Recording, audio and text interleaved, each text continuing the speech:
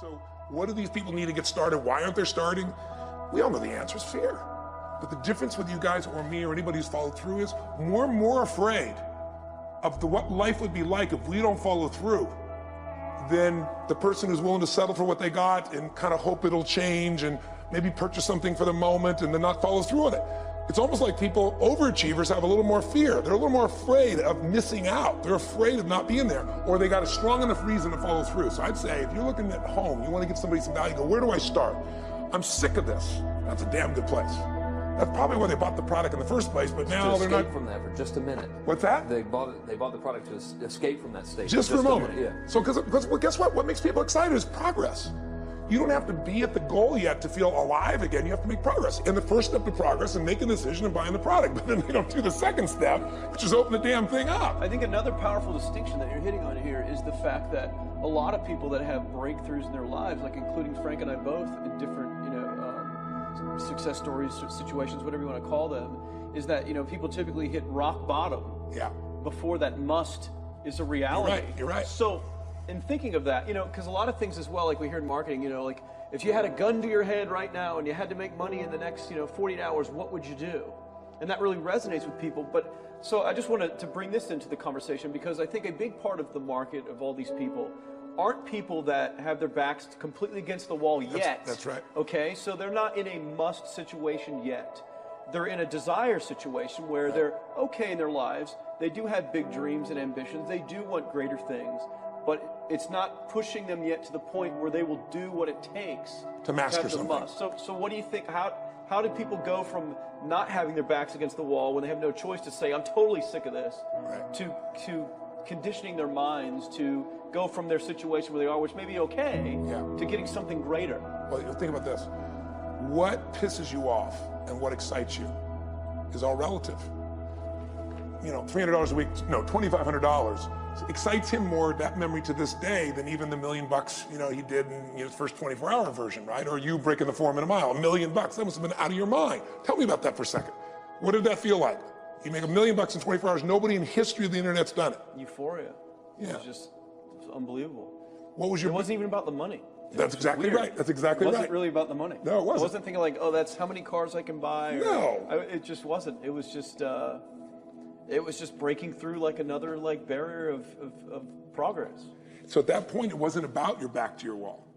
At that point, what it was really about... It was a further point for my fear, is what it really was. Further point for your fear, and for some people, and I think in some cases, it's also a recognition of who I am and what I'm capable of. So for somebody whose life is already great, this is about, what if I could take on another skill that could create more freedom for my life? And just saying, I'm not having to go out and try and do it all perfectly right now. What I'm going to do for the next 8 weeks, I'm going to create a little ritual. I'm going to do one thing a day to condition my mind, right, so that I get strong, so I follow through. I'm going to read something. I'm going to listen to something. I'm going to immerse myself. I'm going to go for an intense jog, or I'm going to go lift weights, but I'm going to do it consciously to get in a state where I'm going to follow through. That's number one, because people follow through when they're in state. Second, I'm going to get clear about why this is a must for me. It's not because my back's against the wall, but because I want to master an area of life that could create some freedom. I'm not going to master it overnight, but I got the system, I got the plan. I'm going to do one thing a day. I'm going to work on one subject a week. This week's going to be about figuring out what the right product or industry is. Next week's going to be basics of building traffic. And each week I'm going to make a little progress, and I'm going to get to a goal, whatever that is. I'm going to make $1,000, my $300 in a week. I'm going to get to my $2,500. That first $2,500 is the most excited. Unbelievable. The first $300. I remember it's the most life-changing too. It is the most life-changing. I remember I was supposed to be a truck driver, making $24,000 a year because I'd be making the most anybody in my family had ever made. How'd that work out for you? Yeah, real well. Thank God I'm not driving a truck, right? I think you could pull the truck. I figured out I could pull it with my finger, man. I could do it with my teeth. I could pull it with my teeth, right? 36 grand a year was the goal. If I could make 3 grand in a month. When I did that, was out of my mind. And then it was like, could I make 10 grand a month? Then it was 10 grand in a day, then 100 grand a day. Then could I make $1 million in a day? I had a day where I made $400 million in a day. The stock value of the company I took public, my personal stock. But it was probably after I did it, though, so it doesn't really count. I'm just joking with it. You're right. People don't remember who's first, Tony. 400 million, $1 million. Who cares? Who cares? No, I'm not saying that's to brag. amazing, though. I'm not saying to brag. Of course. It's because they told me when I was on stage, I had this audience of about 15,000 people at the Continental Center. It was during a stretch break. I was doing what I loved, rocking the house. Everybody's going crazy. And they go, the stock's worth $400 million right now. I was like, wow, that's cool. It's like, Okay, I don't want to sound stupid. It's like, what's next? And I went right back to what I loved. Once you break through, then it just becomes a game. The people that are getting your products have not yet broken through in most cases. The breakthrough happens by conditioning your mind every day, by feeding it a role model or story. It's putting yourself in a peak state where you follow through by getting physically strong. It's creating a little ritual of doing a little bit each day, and then you get momentum. But the most important thing of all is what we started out with. Why? Absolutely. Why is it a must for you?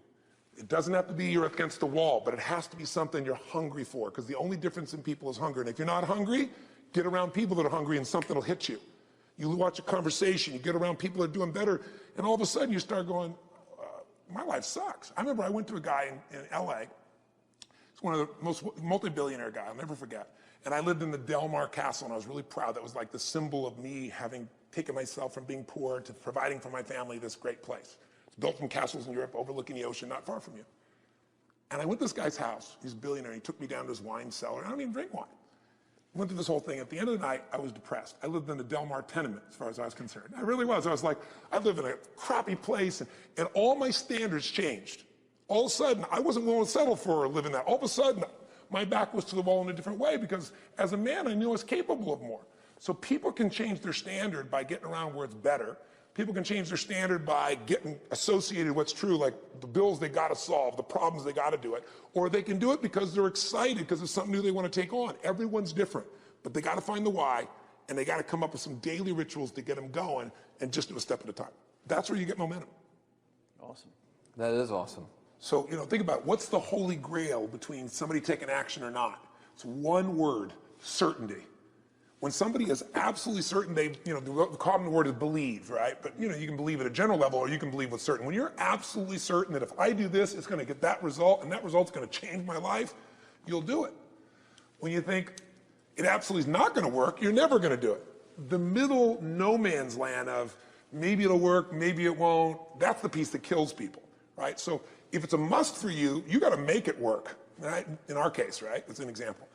If it's not a must for you and you're not sure, you don't know what to do. So years ago, I'd look around and say, okay, how do people get themselves to follow through that haven't been following through? What's the difference? And I started interviewing hundreds of people, literally, and eventually thousands, because I had thousands of my events. So I'd ask the group to give me their feedback. And I came up with this model. It's like the holy grail of belief, or the holy grail of momentum. It's like the difference between what makes the rich get richer and the poor get poor, right? And the difference we all know is mindset, but like, how's that built? So this is what I did. I created stupid little 4 little boxes, and I'll scribble it here for you.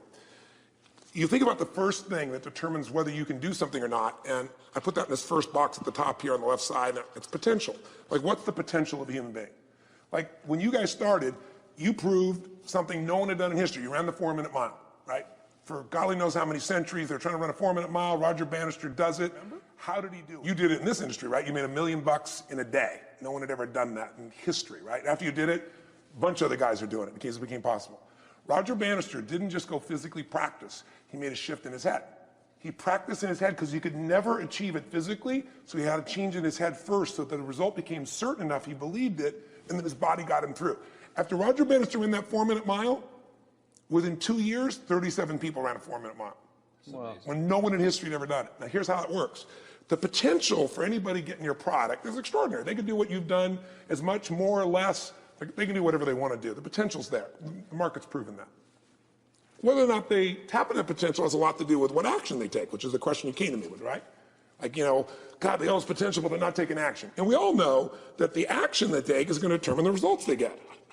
That's pretty obvious. So most people have a belief about what their real potential is no matter what you tell them. And that affects how much action they take. And of course, that affects the result. And then ironically, that result reinforces their belief. And then that belief affects it. So I'll give you an example. Let's say a person has unlimited potential, we all agree. But they take little action, little results. Why? Because they have to start with a problem with their belief. They don't believe it's really going to happen for me. Maybe for Frank Kearns because he's got the cool hair and stuff, or maybe it's for you because you're so driven, but it's not me. Maybe Tony Robbins because he's a freak, got these big teeth. Whatever their thought process is, right? They got this thing, right? But what happens is, if you believe that there's very little potential, how much action are you going to take? Nothing, little. And when you take little potential with a little action, what kind of results do you get? lousy little results. And when you get little results, what does that do to your belief? You go, see, I told you this was a waste of time, told you this wouldn't work. And then what happens? You tap even less potential. You take even less action. You get even worse results, and your belief gets even weaker. And this sucker feeds on itself until you are in a downward spiral. It's poisonous. It's poisonous and it's self-fulfilling. Now, what if something could happen that could come along and fill you with a sense of absolute certainty? Not like I believe, but where you know. In you guys' case, mine as well, we knew because we had to. Because we burned the boats. There was no other option. We had to find a way. We weren't going to live that way. We all did it in different ways and for different reasons, but in essence, that was it. If you get yourself in a state of certainty that this is going to work, I'm going to find a way, and if this doesn't work, I will make the way, then you tap a lot more potential. And when you're certain in your potential, you take massive action. When you take massive action, you really believe in something, you get great results. When you get great results, your brain goes, see, I told you I was a stud. I told you this thing would work out. Now you're even stronger. You tap more potential, take greater action, greater results. That's how you went from $300 in a week to $2,500 in 5 days to $100,000 in a month to $1 million in a day. Same thing with you. And we get momentum. That's why the rich get richer and the poor get poorer. Now some people go out and they go, well, I'm going to take a bunch of action. All right, I'm going to open this product. I'm going to try it. And they'll say to you, I even did it. But it's like a salesman who goes and knocks on the door, and he knocks on 100 doors and says, you don't want one of these, do you? yeah, exactly right. And even if he doesn't say it verbally, his face says it because he doesn't believe it's going to work. So his voice, his body, the execution is so weak. Maybe if he talks to 100 people, somebody's going to buy out of pity. They don't want his kids to starve, right? But he's not going to get the result. So the core difference in people is how do you produce certainty when the world isn't giving it to you? You go out and you try, in your case, you're 100,000 in debt and nothing's working. How do you keep yourself going? The way you did it, the way I did it, the way you're doing it, we may not have done it consciously, is we didn't change our potential, that was there. And it wasn't even taking more action. Taking more action with a belief it's not going to work, it's not going to change anything. We got results in our head that made us feel certain as if it had already happened. True or false for you? True. Right? So give me an example so people know I'm not just making this crap up. Well, I mean, just like when I had nothing, I already knew I was driving like Ferraris and Porsches and stuff because I always wanted those cars. I already knew I was going to have them. It was inevitable. Right. I inevitably, that was just my inevitable outcome. But how did you do that? Did you have a ritual? Did you think about it regularly? Was it one time you thought about it, or was it something you had an obsession towards? I had an obsession towards it. I mean, I used to work at a video store, which was the last job I ever had in my life. Thank God. And I used to go to work almost every day, and I used to bring 2 magazines with me to read on my breaks. Entrepreneur magazine, just to read about business and everything else, to read about what other people are doing, look for role models. And I used to carry an auto trader with me. And I used to look at Porsches that were for sale. Yeah. And people always used to ask me, what are you doing with that Auto Trader magazine? I'm like, well, I'm just picking out the Porsche that I'm going to buy. Right. Which probably got you a lot of crap. I did. People made fun of me. Sure. I actually had a boss at that job tell me, you really shouldn't do that to yourself, John, because it's very, very likely that is never going to happen. That it's very likely that you're never going to have that car. Yeah. That's the kind of belief he was trying to put in my head.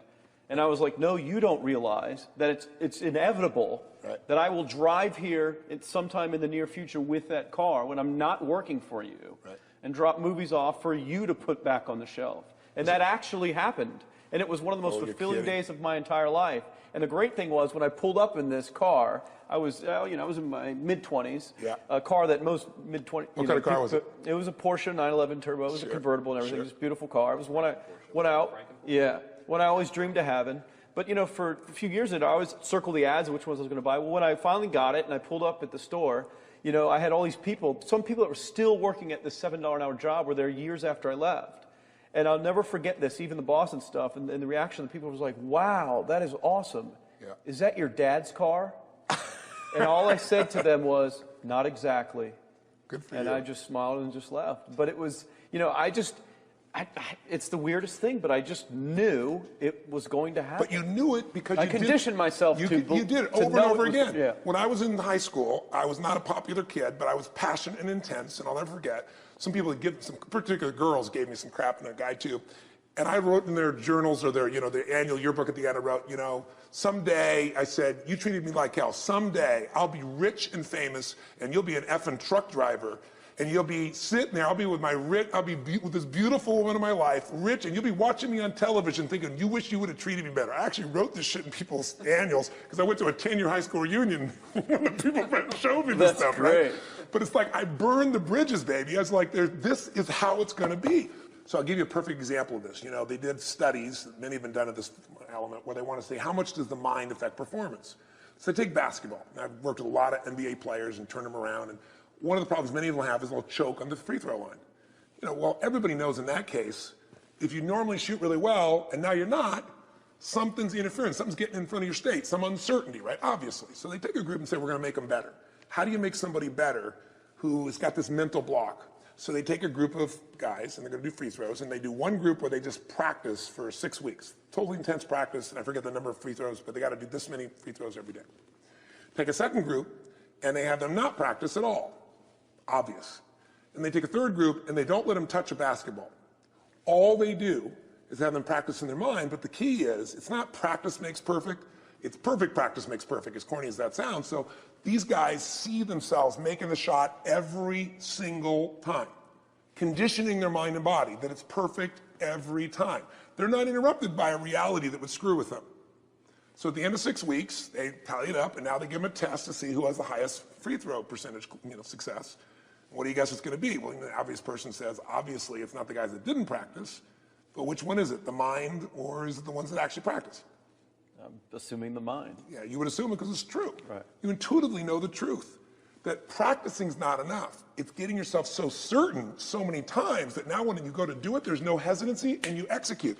It's having that absolute certainty that makes you tap your full potential, take massive action, get massive results, be reinforced having stronger belief.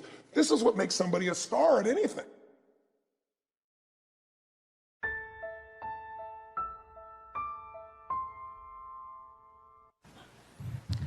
So, how on earth could I think such thoughts?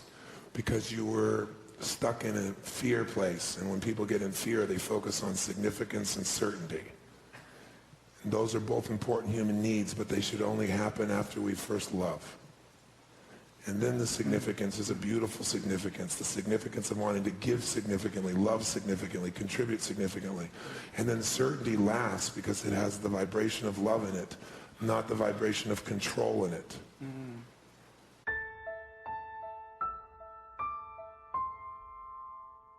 Tony Robbins is perhaps one of the country's best-known motivational speakers and life strategists, and during tough times like these, a little strategy can't hurt, and a little cheering as well. Well, Tony was here earlier this morning talking about using fear to your advantage, and now he's back to answer your email questions. Hey, Tony, thanks for sticking around. Thank you. Well, let's get right to it, because we've got Lisa in Virginia, and she's trying to stay positive. She writes, "It's hard enough to keep myself positive in the way the markets are going these days, but it's even harder when my husband is very nervous and is making me more nervous too.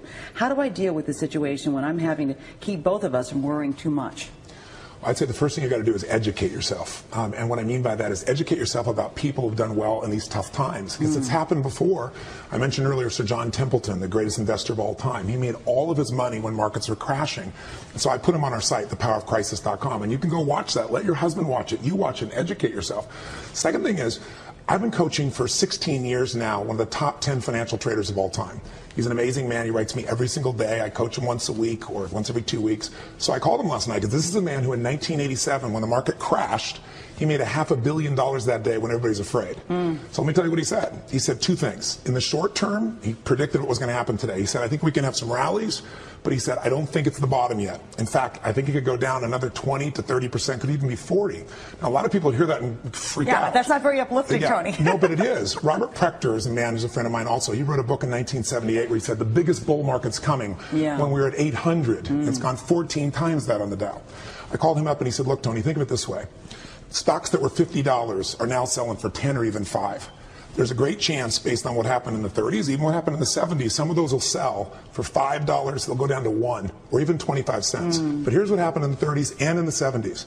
In a 6-month period, if you were at 25 cents, it's not going to go back to $50, but it might go to 5. That's a 2,000% return that could happen in 6 months. People need to know that if you stay strong and smart, save your money, be intelligent, this could be the greatest opportunity since you've been alive. Not being positive based on real history. So what you're talking about then is just having kind of grit. And I think that, we forget how much...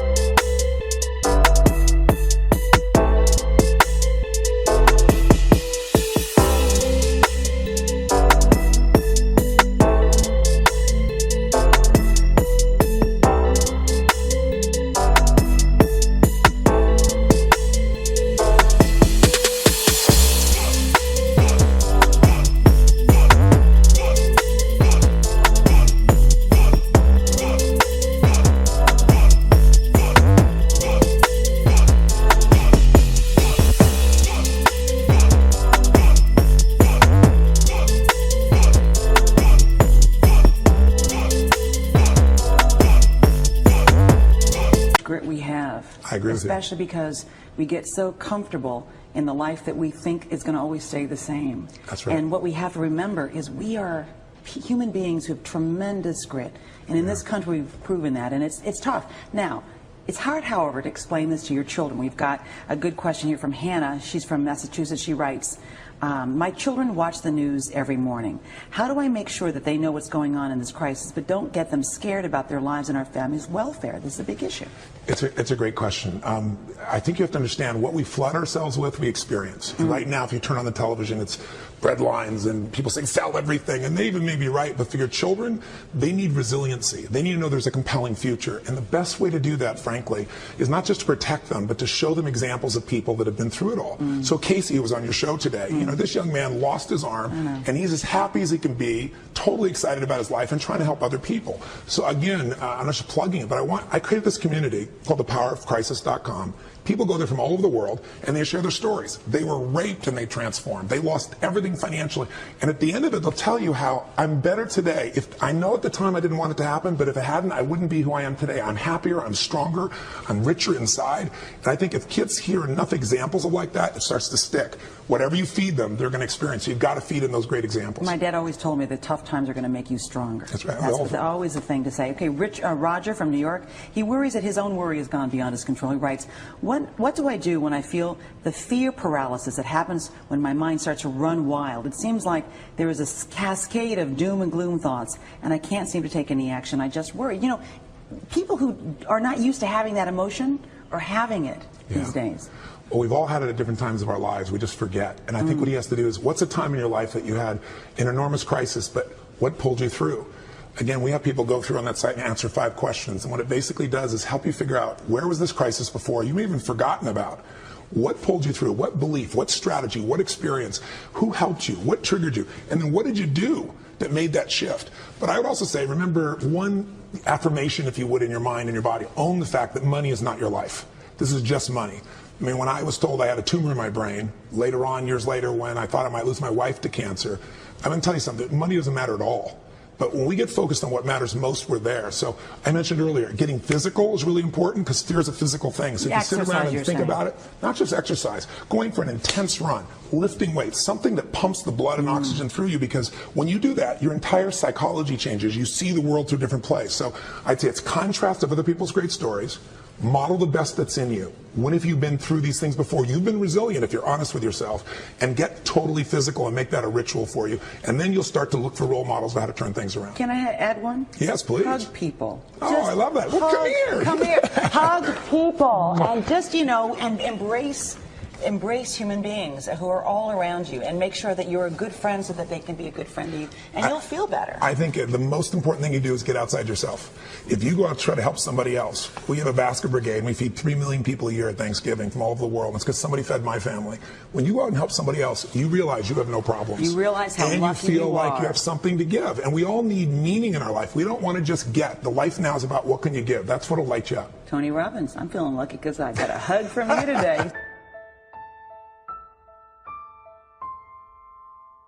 We are back now at 7:46. If you're scared stiff these days about the economy, you're not alone. But peak performance coach and life strategist Anthony Robbins says you can actually use fear to your advantage as you chart a path for the future. Hey, Tony, good to have you back. Thank you, man. You were here not long ago and you talked about at these times you need to be prepared. It was all about preparation. But could anybody have been prepared for the kind of times we're seeing right now? Well, can anybody be prepared for what Casey just experienced? Or your cameraman Ken, I guess you reported on him a few weeks ago, and I met him backstage talking about cancer.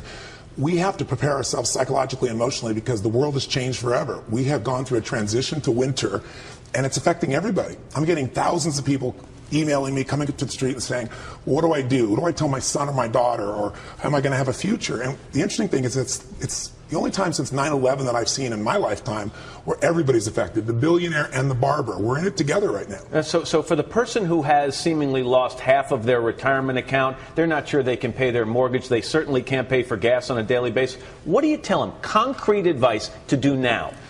if I just say something, it sounds like positive thinking. So I created a site called The Power of Crisis. And what I've got people from all over the world doing is sharing their stories. Because what we need are role models. We need to know we've been through this before. If you haven't been through it financially, maybe you're through it through health, or maybe with your family. If you've got somebody's been raped, or somebody who's been robbed, or somebody that lost everything, and then you see how they changed their life. And also, if you go to the site and answer these 5 questions, you say, what's a crisis you've already been in? What pulled you through? What strategy? What belief? So we pull out of you what's real, and we also pull from other people like Casey what they did. I want to get to some of your tips in a second. Just curious, though, do you tell people during these times, stop reading the newspaper, stop watching the news, or is information power at any time? Well, actually, information is very valuable, but which information? The whole idea of we are what we eat is so corny. But we feed our mind, we experience. So if you're sitting watching the news and everybody's saying to you there's going to be bread lines, even if that were true, it's not going to help you right now. So my focus.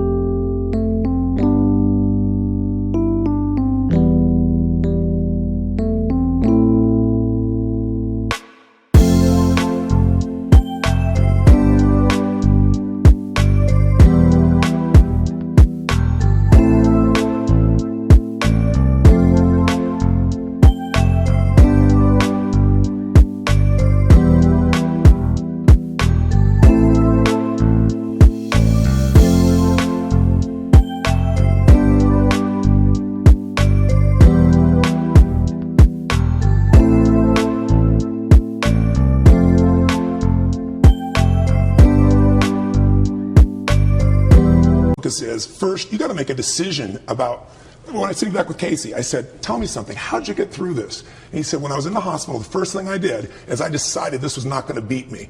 And most people haven't made that decision yet. And then the second thing you got to do is you got to face your fear. You really have to be in a position that fear is what is consuming people right now, pure panic. And the way you deal with that, Matt, is you get physical. Because fear is a physical thing. It's in your gut. It's in your body. And what science has shown, you go for a run, you go work out, you go lift weights intensely and make that a ritual. And when the blood's pumping through you and the oxygen's there, you have a totally different perspective. Let me go through a couple of real quick things. Embrace the pessimism. Are you talking about embracing your own pessimism or others' pessimism and taking it as an opportunity? I'm saying find, last time I was with you, I mentioned Sir John Templeton. Right. He's another role model. I put an interview that I did with him because he made all his money during maximum pessimism. When markets were crashing, he made all his money. So he'd look over at Schwab right now that has $27.8 billion in cash, and the market value is $21 billion. And he'd say, this is a no-brainer.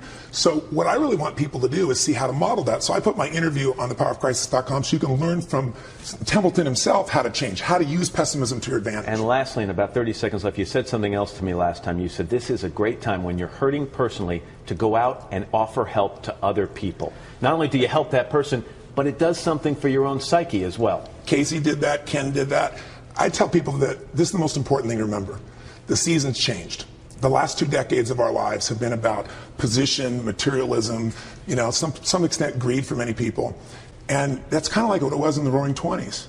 What happened when the Depression happened is the value system completely changed. What were the 40s and 50s about? It wasn't what do I get, it's what do I give. You knew your neighbor. You cared more about your family. You were there. It was about love. And when people die, I've been there with people as they pass. Corny as it sounds, nobody talks about the trophy they won. Nobody talks about the house they had. They talk about the times in the life of the people that they really loved and the people that touched them and they touched. So I want people to realize this is winter. It's a new season. It doesn't last forever. What follows that is springtime again. Right. You got to prepare yourself. But it's a great time. It could be the best time of your life if you learn how to use it. Anthony Robbins. Tony, thanks very much. Thank you. Appreciate it. And by the way, I want to mention Tony's going to be back to answer your questions later in the show. If you'd like to send one in, go to our website. Of course, that's todayshow.com. The most valuable commodity I know of is information. Wouldn't you agree?